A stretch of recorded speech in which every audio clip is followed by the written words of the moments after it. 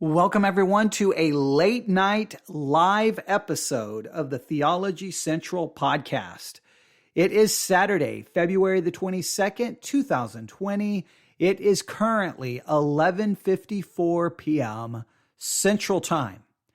Now, I know probably no one's going to hear this live broadcast when it's live because most people are probably in their beds, sound asleep.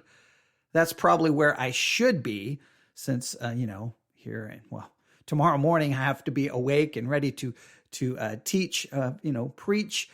Teach Sunday school, preach the Sunday morning worship service, preach the Sunday evening worship service. So 3 hours of teaching tomorrow.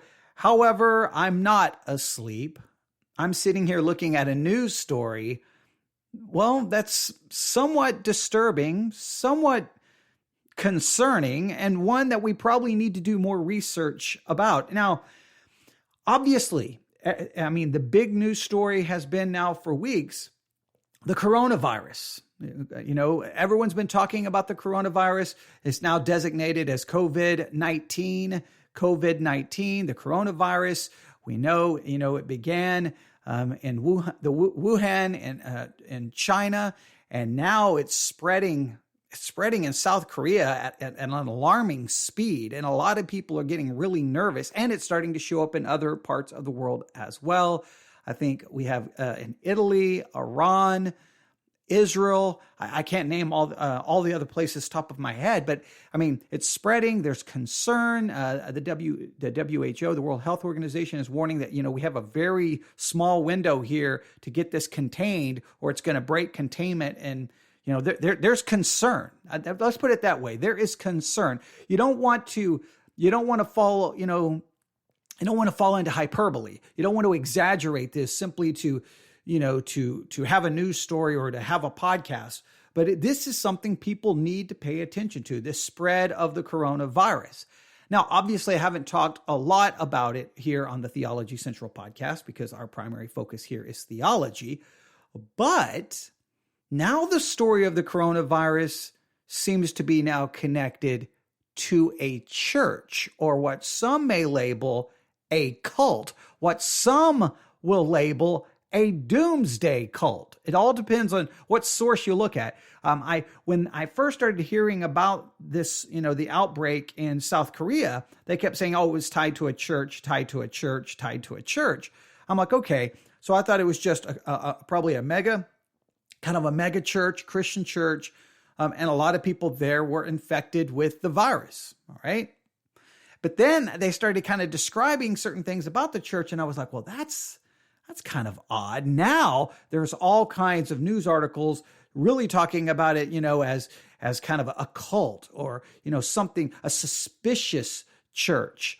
So I don't know a lot about it, but what I want to do is kind of bring to you what I do have in front of me, play an audio clip that I found, and challenge you for us to look into this group. Now, I don't know, according to some reports, this church is at the center of the outbreak. They're at the center of this. Now, I don't know if that means they're trying to accuse the church some of the reports I've read, it seemed to be kind of, they're just a large number of them have it, but some seem to, I think they're being investigated now. So I don't really know exactly what's going on. This is an interesting story. So let's just jump in. It's almost midnight. So let's just jump in and let me give you the information that I do have. And maybe we'll come back to this maybe on Monday or Tuesday, when I do a large number of live broadcasts and get some recordings done. This was posted today. I don't have the hour that it was posted. I saw it earlier today, so we'll see. This is the you can kind of hear me hesitating. I'm kind of worried about recording anything about this because I'm afraid that I won't have all the information 100% accurate. So I want to make this very clear. This is a developing story. So we need to continue to look at it. I would tell you, if you're paying any attention to the spread of the coronavirus, to the outbreak, you need to be paying attention to, news reports on a pretty regular and consistent basis, because the information continues to change from report to report.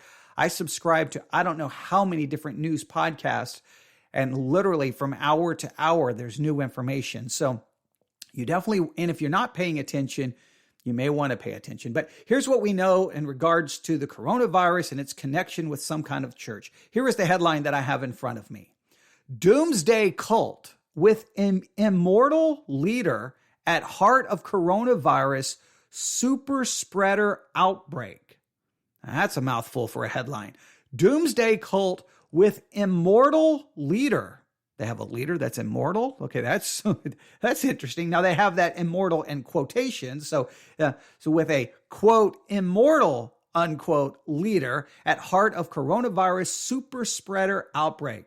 The Wuhan coronavirus, designated as COVID-19, is spreading at an alarming speed across South Korea, with a bizarre doomsday cult supposedly at the center of the outbreak. All right, so now again, they refer to them, the main headline, doomsday cult. Now this kind of secondary headline, kind of preview paragraph, they describe them as a bizarre doomsday cult, and they're at the center of the outbreak. All right, this is the first line of the story. A mysterious doomsday cult that claims its leader is an immortal reincarnation of Jesus Christ is at the center of a super spreader cluster of coronavirus cases in South Korea. Now, please note, it's a mysterious doomsday cult that claims that its leader is an immortal reincarnation of Jesus Christ. A reincarnation of Jesus Christ, an immortal reincarnation of Jesus Christ. Now, does that mean this leader is immortal, or are they going to use this idea? Well, he's immortal because he's the reincarnation of someone who's immortal, and when that body dies, he will be reincarnated in another person. So he's immortal through the process of reincarnation. I don't know the theological way this group handles it. I would think it would be it's going to be a short-lived cult if you say your leader's immortal and he dies. Okay, so you have to have some way around that, I would think. So this is interesting, but let's continue. A sudden rise in the number of confirmed cases of COVID-19 has been recorded in South Korea in the past 24 hours, with 433 patients now being treated. Now, listen to me carefully. I guarantee you that number is not accurate anymore. I guarantee you that number has changed dramatically since this article was posted. That's the way it's been, especially in South Korea. The number just keeps growing and growing. So I don't know. Here, we'll continue with the story. Of those 433, 150 are in Daegu, South Korea's fourth largest city. And Daegu is Daegu, and I'm almost positive that's how you pronounce it, Daegu. If I'm mispronouncing it, I apologize, but I'm going to be playing a news clip here in a minute, and we'll count on them to get to pronounce it correctly. But Daegu, South Korea's fourth largest city. So 150 are in that city. 2 people have already died, and what the authorities are calling a grave and unprecedented outbreak. The vice health minister said the outbreak had entered a serious new phase. All right, so we really got 2 things going on that you need to pay attention to. We have the ongoing spread of the coronavirus. All right, what's going to happen with this? How far is it going to spread? How many people are going to be infected? What is the death rate? How serious should we take this? All right, I know a lot of people, they're like, whatever. It's not that big a deal. Okay, I don't want to exaggerate it, but I would say you need to pay attention. All right, so that's one part of this story. The second part of this story is this doomsday cult that they're referring to. This church, this group that believes that their leader is the immortal reincarnation of Jesus Christ. That's a key part of this story. And at first, it wasn't getting any attention, but now all of a sudden it is. And so we'll have to see. Let's continue and see if they go to that part. So right now, 2 people have died. The authorities are calling it a grave and unprecedented outbreak, and that the outbreak has entered a serious new phase. Daegu is now on total lockdown. The southeastern city's normally bustling streets are deserted as its population of roughly 2.5 million people have been hunkered down in their homes to wait for the crisis to pass. Now, the same kind of thing happened in China, in Wuhan. The same thing was happening there. You have this large city, and it looks like a ghost town. It's just empty. Everyone is staying at home, and it's just crazy that this is happening. But you got 2.5 million people, and everyone's hunkered down in their homes. All right, and I'm looking at a photograph here of these people, going around the street spraying something, hopefully to stop the spread. But I mean, everything is just empty. And so it's just crazy. A majority of the cases in Daegu have been traced back to a branch of the Shinjeonji Church of Jesus Christ. That's Shinjeonji, all right, Church of Jesus Christ. And if I'm mispronouncing that, I apologize. Shinjeonji, yeah, I think that's the correct way. Shinjeonji Church of Jesus. So all right, so that's the name of the church. It's a branch. So a majority of the cases have been traced back to a branch of the Shinjeonji Church. And it's called the Shinjeonji Church of Jesus, not of Jesus Christ, the Shinjeonji Church of Jesus. I would challenge you to look that up. Shinjeonji Church. Shinjeonji is spelled SHINCHEONJI.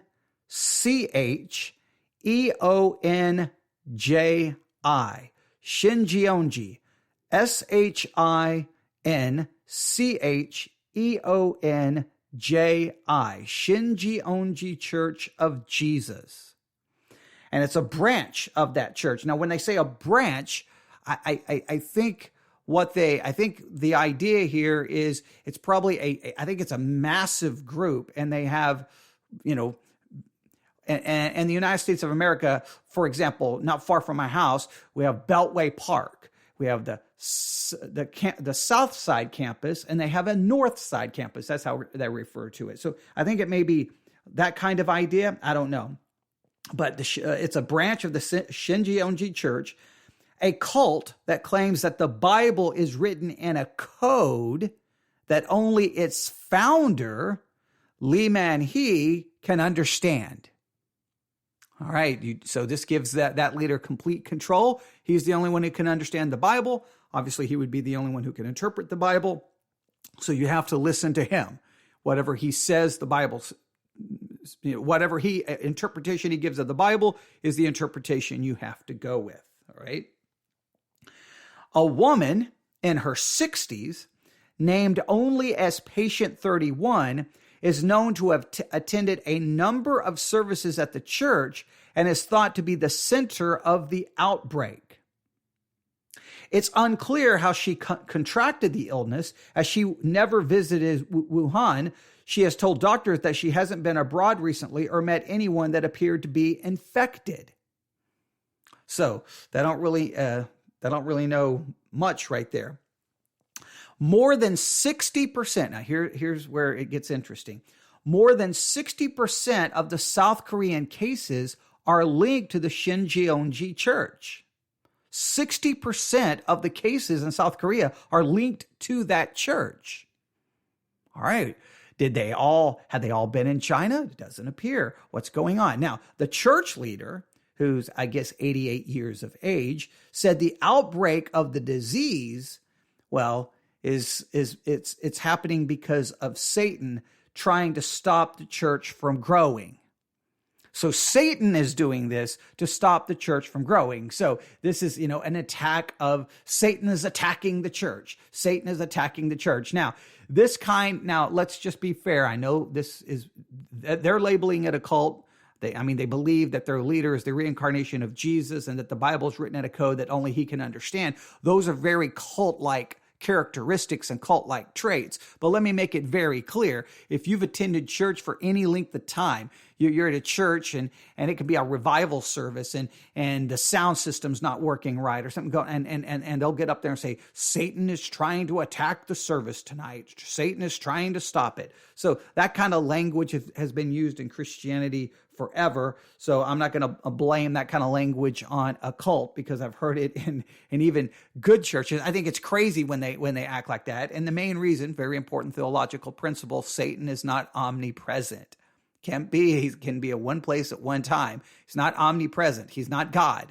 So if you're acting like, well, Satan is there attacking our church by doing this, then you're saying that your church is so important that he's not somewhere else. He's there. Now, I guess you could say Satan has sent demons to attack your church, but again, there's limited number of demons as well. So I don't know. I think sometimes things just happen, right? People get sick, sound equipment doesn't work, and there doesn't have to be some demonic force behind it. Okay, so all right. Meanwhile, a former cult member who now campaigns against the group said the Shincheonji followers are insensitive to catching virus. They believe people get ill because they lack faith. Now, to me, this may explain why this group is at the center. If you have all these warnings about the coronavirus, and hey, be careful, don't go here, wear a mask. Well, now there's a lot of arguments that the coronavirus, that the virus is so small that a mask won't actually protect you from it. But bottom line is, if you're part of a group that kind of has this mentality that, hey, all you need to do to avoid viruses is faith, then these people go all over the place. They go here, they go there. They're not avoiding contact because, hey, we have faith. We can't get the virus. We're not vulnerable to the virus because we have faith. The only people who are getting this are people who have lack faith. They don't take the necessary precautions. So maybe that's why, 60% of the South Korean cases are linked to the Shincheonji church. I think that's a possible. That's just my theory. That's just a hypothesis that I'm coming up with. That is not in the news. No one else is saying that. That is not a fact. That is just me offering. I'm just thinking out loud about that, because that is an interesting, bit of information that they're insensitive to catching the virus. They're not worried about it because they believe the only way you're going to get it is you lack faith. If I have faith, I'm not worried about it. Well, you're not worried about it. You get it, and then you spread it to all the other people in the church, and they're not worried about it. So they're not taking any precautions. Shincheonji said it has closed all of its 74 centers in South Korea and advised followers to follow its service on YouTube instead. Now, right there goes against their theology, because if their theology is you can't get it unless you lack faith, then why would you tell everyone to stay at home and watch us on YouTube? You would tell everyone to come to church and have faith, and you won't get it. But all right, a lot of times people with their doctrines like that will contradict their doctrines when it's a matter of life and death. The head of the Korea's Centers for Disease Control and Prevention said an examination of 4,500 members of the Shincheonji Church showed signs of COVID-19 infection. So they examined 4,500 members of this church, and they showed signs of infection. So, now this is perfect for conspiracy theories. All right, people could go crazy with this. I don't know. I think it's something that need to pay attention. The president has described the situation as serious, and the authorities have said they expected more infections to be reported. The prime minister there declared a daegu, a special management zone. A month into the COVID disease outbreak, we have entered an emergency phase, he said. Our efforts until now have been focused on blocking the illness from entering the country, but we will now shift to focus on preventing the illness from spreading further in local communities. And that's how the article stops. All right, that's the information I got this morning. Now, when I was getting ready to go live, I thought, well, let me, I was trying to figure out how to pronounce some of those words, daegu, Shincheonji. I was trying to figure out how to pronounce some of those. So I was like, well, let me listen to some reports. Now, of course, I listen to the report. As soon as you go live and see the word, you're like, wait, I don't know if I said that right. So because I only practiced like once. So hopefully I pronounced everything right. But I want to play this report for you only because here's an actual news report where they're now turning their attention to this church. They start talking about the church. When I first started hearing mentions of a church in South Korea where a lot of its members are infected, but they didn't really name it. They didn't really say much about it. And those reports were coming to me from foreign news media, not from the United States. This comes to us from NPR, where that's in the United States of America, and they do mention this church and this group. So let's see how they mention this, and then we'll come back. China has the most coronavirus cases in the world, and now South Korea is second. Today it recorded its biggest daily increase so far. There are 433 cases. Around half of those are tied to one church group, which authorities are now investigating as they try to prevent more infections. NPR's Anthony Kuhn joins us from Seoul. Anthony, thanks so much for being with us. Sure, Scott. What's going on with this outbreak? Well, the epicenter of the outbreak is now Daegu, which is South Korea's fourth largest city. The streets there are pretty much deserted. The government has told 2.5 million residents there to stay at home, and they're doing it. Meanwhile, Daegu's hospitals are hard-pressed for medical equipment, doctors, and drugs, and so the central government is sending them.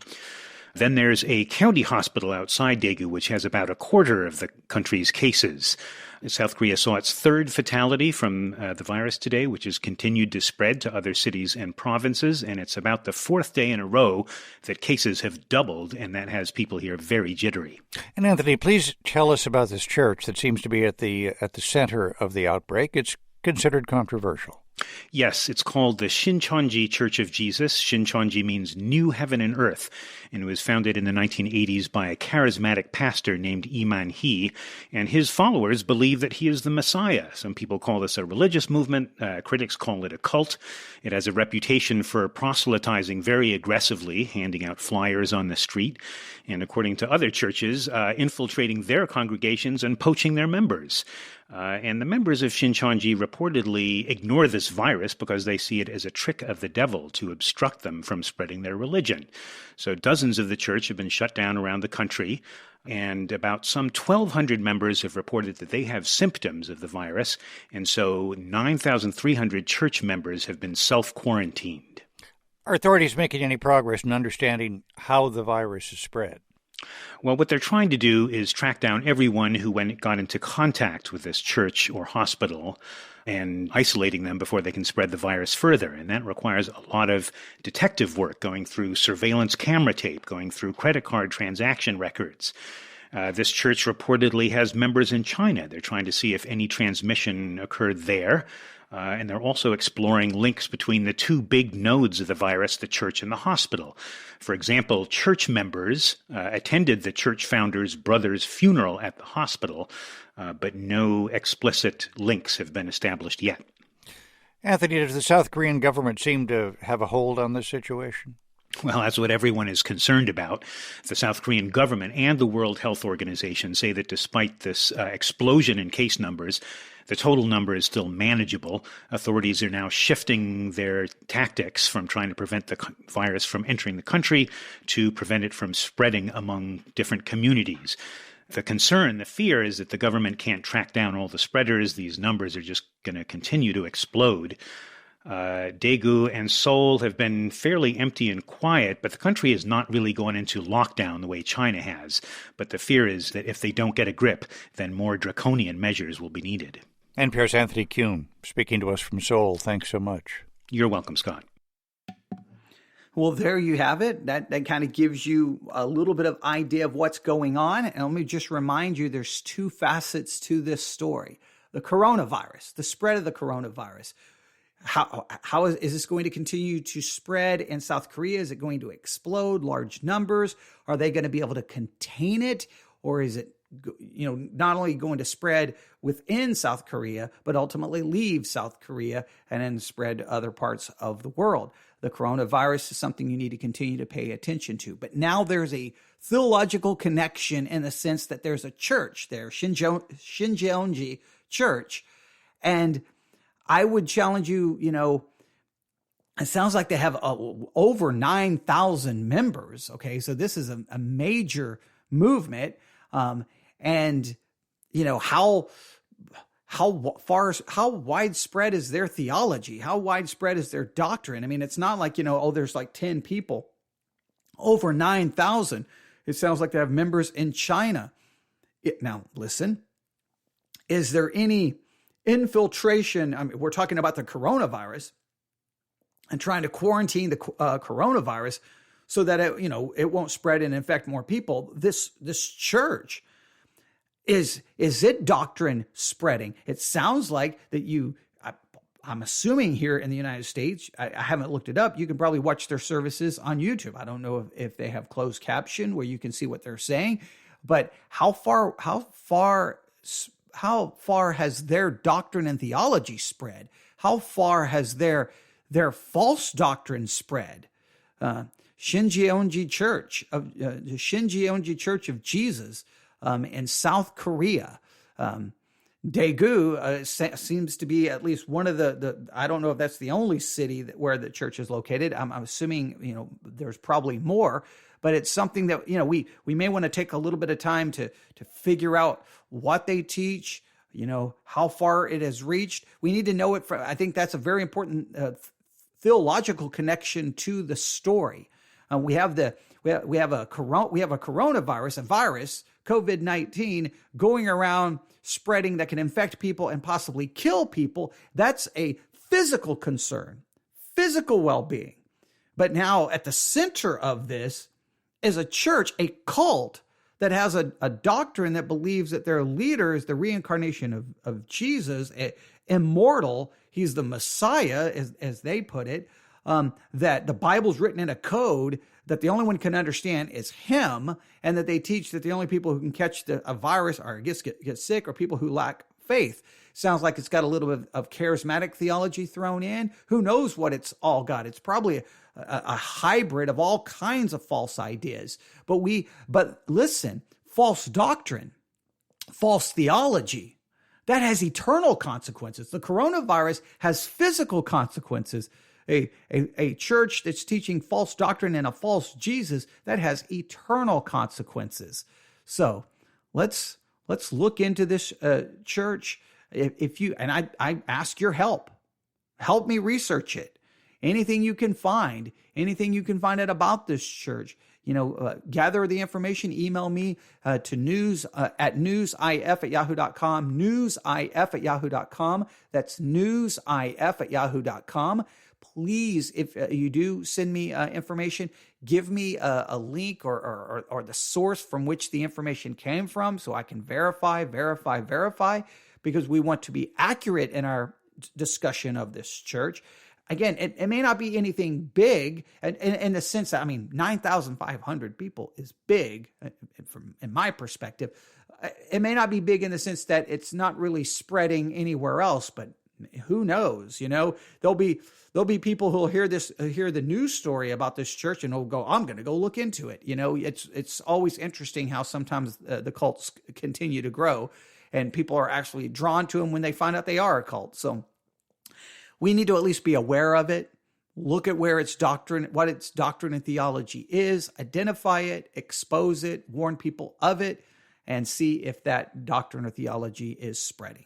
So, all right, I'll stop right there. This has been a special late night episode of the Theology Central podcast. I just wanted to go live, at least share this information. I did not have the ability to go live today.